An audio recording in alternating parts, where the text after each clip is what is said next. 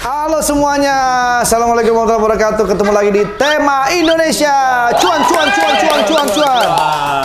Ya. Cuan berseri bergembira bersama, bahagia selalu. Cuan berseri bergembira bersama, bercanda selalu. Jadi kita akan masuk masih dalam di Cuanki, betul. Sule Andre, kita ngobrol-ngobrol bersama keluarga dan siapapun. Betul. Jadi kita masuk di konten dah hati ha. Apa tuh? Dari hati ke hati. Dah hati ha. Kita sudah kedatangan Anton Abok. Iya, ini Anton Abok ini asistennya Sule. Dan dia YouTube-nya sudah mulai banyak subscribernya. Amin. Dan ternyata dia ini rupanya orang yang banyak ikut dengan Sule ya. Jadi apapun kegiatan Sule dia selalu menemani. Nah, kita akan ngobrol-ngobrol tentang bagaimana peristiwa pengambilan motor yang waktu itu. Lu sebenarnya nama asli siapa sih, Ton? Nama aslinya Kurniawan. Di KTP Kurniawan. Ya. Kenapa jadi Anton? Anton jadi anak, ya dulu kan sempat Anton anak Tono. Dia kan jadi suka peran tukang mabuk, jadi kan biar keren namanya jadi Anton. Tukang mabok? Iya, Anton Abok gitu. Oh, Anton tukang mabok? Tukang mabok. Itu dalam sebuah cerita? Ya. Atau aslinya begitu? Cerita aja. Oh, cerita. Ya, dulu. Lu sama Sule itu temen lama? Temen lama banget. Dia kakak kelas. Kakak kelas. Oh, kakak kelas Sule? Iya, di SMKI. SMKI. Terus waktu zaman sekolah dulu memang udah berteman? Enggak berteman? Enggak, musuh. Musuh? Tapi kok malah sekarang jadi berteman dan lu malah bantuin Sule gitu? Ya kehendak Tuhan. Memang sih, maksud gua kalau itu habis selesai gitu maksudnya. Maksudnya tolong dijelasin gitu, pertemuannya dulu gimana gitu. Jadi kalau dulu kan ya sama-sama seniman lah, dia juga seniman, sama-sama sering collab, kesenian, berkomedi juga. Dia kan dulu pernah viral di Jawa Barat itu bareng sama si Ohang. Oh oke. Oh main sama Ohang? Ya. Iya. Jadi dulu tuh dibanding gua terkenalan dia sama si Ohang. Dulu ada Sasagon. Gua belum terkenal apa-apa waktu itu. Nah, gua hijrah ke Jakarta. Nah, gua terkenalnya di Jakarta nasional. Gitu. Ya gitulah. Iya, akhirnya sekarang lu ajak dia ke Jakarta. Enggak diajak. Enggak diajak. Ya, datang sendiri. Datang sendiri ya. dia. Tapi dia tuh bukan mau kerja sebetulnya datang ke gua itu. Dia itu cuma mau tobat. Loh, memang dia pernah ngapain dulu? Oh. Wah, ceritain dong. Kasih tau, coba ceritain Ton. Ceritain cuma. Nggak iya dong, karena kan ini adalah kisah hidup ya. Jadi mungkin aja bisa menjadi inspirasi buat yang nonton. Seperti apa pengalaman Anton? Jadi memang kalau di lokal sebutnya di Jawa Barat, di Bandung itu sudah artis lokal. Artis lokal, oke. Selebrita lah. Ya, cuman ya gitu kebiasaannya jelek gitu. Jadi temperamen, pokoknya sering berantem sama mau supir angkot, mau siapa aja. Preman gitu. Preman. Iya. Jadi dia pernah gebukin supir angkot di penjara. Ya, terus itu padahal artis, Pak. Padahal artis tapi gebukin orang. Ya. Gitu. Karena mungkin wartawan, mungkin uang sikat. Wartawan disikat. Ya, itu temperamennya tinggi. Makanya lu bilang dia musuh dulu ya, karena begitu karakternya. Dia juga dulu nggak sekolah 1 minggu. Gara-gara? Jadi sama temannya berantem. Nah, temannya minta tolong sama saya. Karena dia bawa pisau dulu. Bawa pisau buat nusuk? Bukan. Waktu itu gua mau ngambil kasir. Masa gue nakutin? Ya dulu. Oh gitu. Jadi gitu. Jadi dia ya agak sedikit kelam lah gitu. Kelam. Masa lalunya kelam. Nah, mulai tobat itu kapan dan kenapa harus ke Sule gitu? Karena dia sendiri kan gue liat belum tobat juga. Jadi kalau di sana kan banyak lingkungan, banyak banget teman-temannya gitu kan. Iya. Jadi kalau misalkan udah ini pulang manggung misalkan malamnya mabok, dugem gitu kan. Nah, gitu terus sampai banyak masalah kan kalau di dunia malam. Nah, berantem, narkoba juga. Nah, terus ketangkap. Oke. Sempat ketangkap narkoba juga. Ya.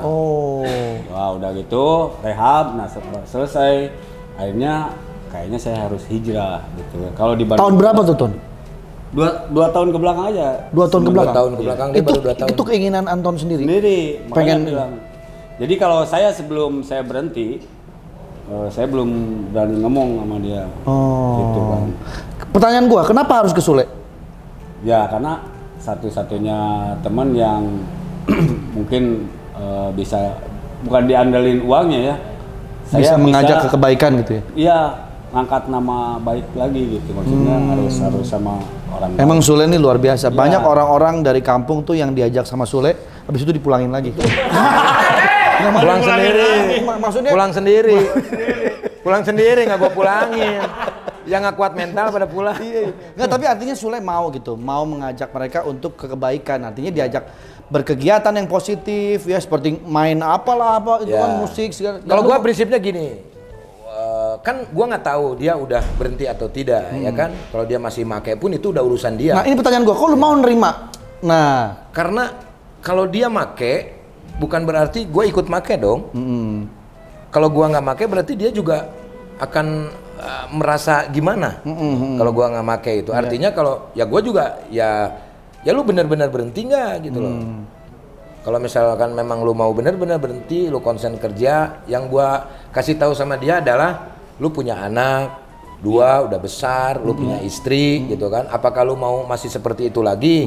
Kalau memang lu mau merubah nasib lu, mau ya sedikitnya image-nya jadi kembali lagi, ya lu buktikan. Gitu. Akhirnya ikutlah bareng sama gua gitu. Dan gue yakin karena dia juga nggak mungkin dia mau ikut ke gua kalau dia nggak bener-bener berhenti dari barang haram itu. Dan gue lihat juga memang di sini yang bisa diambil hikmahnya nih kayak hidayah buat lu, Ton. Betul. Lu tergerak hati lu, gue mesti berhenti. Gua hijrah. Ya. Memang begitu, Ton. Harus keluar dari zona itu. Kalau lu masih di situ terus bahaya gitu. Makanya saya juga selalu bilang kalau misalkan yang mau tobat akhirnya cari pesantren. Saya juga ke pesantren pernah, tapi kalau nggak ada keinginan hati percuma. Di rehab juga kalau misalkan malah di rehab juga. Kan dulu dari dia udah beberapa kali masuk bui itu udah beberapa kali, kan udah sering ngingetin ya kan. Ya kalau misalkan lu mau berhenti ya nggak bakalan terjadi sesuatu hal seperti itu. Yang bisa memberhentikan lu itu bukan gua, tapi diri lu sendiri. Udahlah sekarang lu berhenti aja dulu, nanti kalau memang udah bener-bener bersih gitu kan, udah ini ayo boleh lah ikut sama gua gitu. Ya minimalnya gua jembatan lah kayak Dede lah dulu kan, jembatan gua masuk sini, ikut sini. Akhirnya alhamdulillah gitu. Apa yang lu rasain ketika sekarang sudah ikut Sule 2 tahun terakhir? Yang lu rasain apa? Jadi nyaman. Udah nyaman ya? Bebas, maksudnya bebas ya. Karena kalau dulu mah tetap ada rasa takut lah gitu.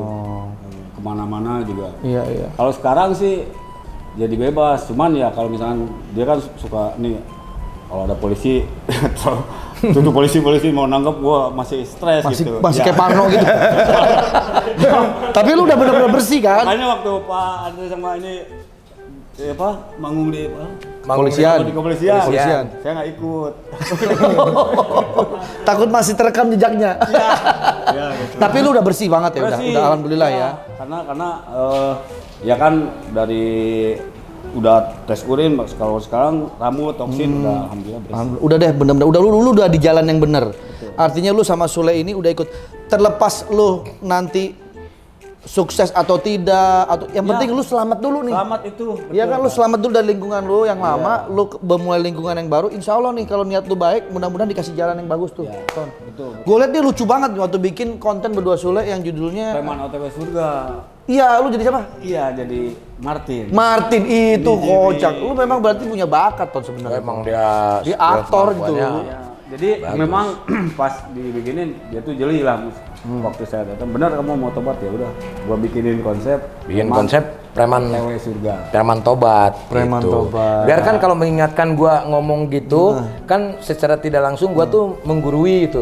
Sedangkan gua juga kan manusia biasa gitu. Tapi kalau dengan konten seperti itu sedikitnya ada artinya lu memberikan masukan tapi lewat konten gitu, nggak mengajarkan langsung ya. Iya, gitu. Keren loh. Nah ini apa momen yang bisa menyatukan kalian pada waktu itu? Momennya gimana?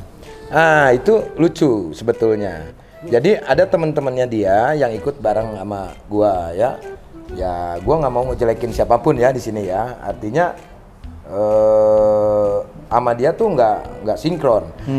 Kalau gua pengennya ya udah kita bareng-bareng, kita sama-sama gitu berkarya dan yang lain-lain gitu kan, tanpa ada kecemburuan sosial bla bla bla gitu. Akhirnya ketika dia kesini mereka pada pulang.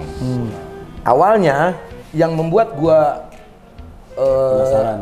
bukan penasaran, yang membuat gua terketuk dia mau kesini. Pertama dia nawarin jagung di tahun baru kalau nggak salah. Dia dagang jagung gitu. Sekelas Anton Abok dagang jagung. Gila gitu loh. Tapi gua menghargai itu. Ini orang hebat kalau menurut gua. Nggak merasa dia gimana. Nggak merasa malu atau apa. Nah, itu yang membuat gua terketuk. Oh, berarti dia udah bener-bener mau berubah nih orang nih gitu kan. Artinya dia menerima malu, rasa malu dan yang lain-lain. Dia berjualan jagung. Yang dia pikirkan adalah untuk anak dan istrinya. Itu. Iya. Nah, akhirnya dia setelah gua beli, ya udah gua beli satu mobil kan. Gitu. Datang sini terus akhirnya ngobrol-ngobrol. Ya, terus istrinya juga nitipin. Nitip si AA katanya gitu. Di sini ya udah akhirnya ya yang gua lihat sih sebetulnya anak dan istrinya. Anak bukan dianya ya. Bukan dia. Ya, kan dia mencari nafkah untuk anak istri loh, minimal Jadi bisa. begini Pak Andre, jadi dulu saya menikah tuh nggak mikirin, yang penting tenang aja, lu nikah sama gua artis nih. Ya, gitu. Jadi nggak punya rasa, nggak pernah ngerasain kesedihan, tenang aja, santai aja. Apalagi karena narkoba, jadi wah cuek banget gitu kan. Malah saya yang salah, istri saya yang dimarahin gitu, anak-anak juga ini. Nah akhirnya mau mengundurkan diri nih istri, baru dari situ wah gua ditinggalin. Nah gua udah mau bener, itu pas memang ketika saya mau tobat malah istri saya mau ninggalin. Nah, Itu ujiannya itu sebetulnya. saya minta tolong sama. Jadi minta tolongnya gitu, tolonglah gua kerja apa aja di situ. Yang penting gua nggak pisah dari istri. Ya. Itu yang membuat gua, soalnya gua kan ngerasain perpisahan dan dia juga udah pernah ngerasain perpisahan gitu loh. Dia punya anak 2 itu dari istri yang berbeda. Bahkan Lu berapa kali nikah lu? 2 kali. Ini yang ketiga? Yang kedua. Yang kedua. Yang pertama udah yang pisah. itu nggak dihitung. Itu kan sistem gugur. Sistem gugur. Ya begitulah intinya itulah. Tapi itu diedit nanti ya. Iya. Oke, ini di momen yang bahagia dan momen yang mengharukan ini, mungkin ada yang pengen Anton sampaikan ke Sule. Saya setiap ini juga selalu mengucapkan terima kasih, dan saya selalu akui ketika saya bisa bertobat bukan karena pepatah beliau gitu kan. Ajakan beliau yang membuat motivasi saya mau bangkit lagi gitu. Jadi terima kasihnya jadi dia tuh nggak pernah ngomong udahlah kamu harus tobat, enggak, dia kerjain. Nah, kata-kata yang penting kamu ikhlas aja dulu. Nah itu, jadi saya terima kasih buat sahabat saya. Ini menurut saya Sule ini luar biasa. Iya. Ini bisa dikatakan dia bentar lagi udah bisa jadi Usman. gitu. Ustadz mantap. Ustadz mantap, iya. Jadi terima kasih ya. Terima kasih. Itulah persahabatan. Sule mungkin ada yang mau disampaikan Mas Anton? Jangan patah semangat, tetap berjuang. Bener kata Andre tadi, kejujuran nomor 1, berikan kepercayaan sama siapapun.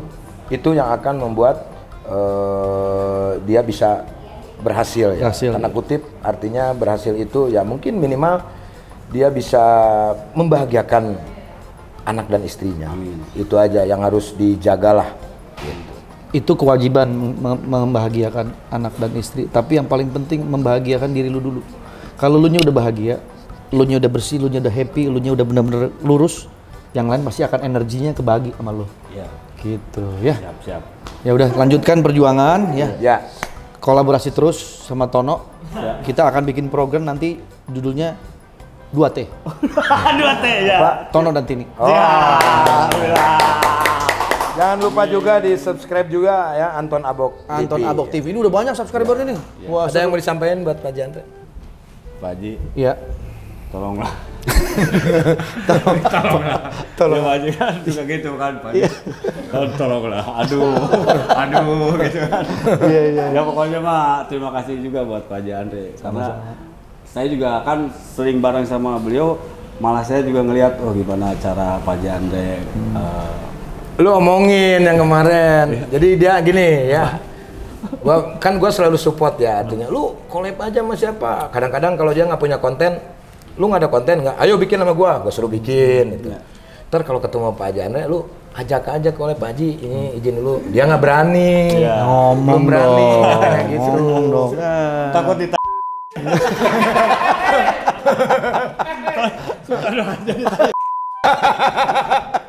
Apalagi gua.